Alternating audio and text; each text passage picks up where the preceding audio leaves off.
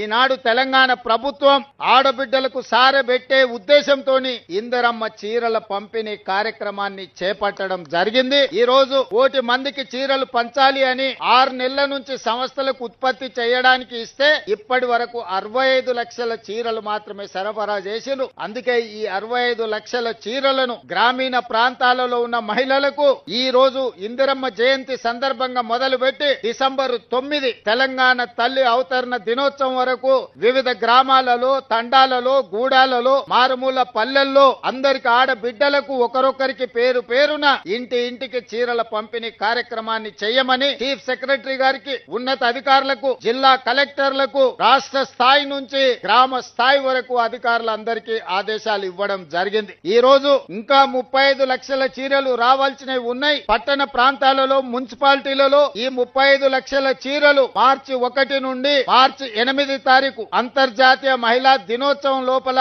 మిగతా మహిళలకు కూడా ఈ 35 లక్షల చీరల పంపిణీ జరుగుతుంది. టోటల్ గా ఈ రోజు నవంబర్ 19తో మొదలై మార్చి 8 తారీఖు నాటికి 1 మంది ఆడబిడ్డలకు 1 చీరలు పంపిణీ చెయ్యాలని ఒక మంచి సంకల్పంతోని ప్రతి ఆడబిడ్డకు సారె పెట్టాలని ఈ ప్రభుత్వం, మీ సోదరుడు ఈ రోజు చేస్తున్న ప్రయత్నాన్ని నిండు మనసుతో ఆడబిడ్డల్ని ఆశీర్వదించవలసిందిగా కోరుకుంటూ, ఎవరు ఆందోళన చెందవలసిన అవసరం లేదు, ఎవరు రాలేదు అని బాధపడాల్సిన అవసరం లేదు. ప్రతి ఆడబిడ్డకు చీర చేర్చే బాధ్యత ఈ ప్రభుత్వం తీసుకుంటుంది, సీతక్క గారు తీసుకుంటారు.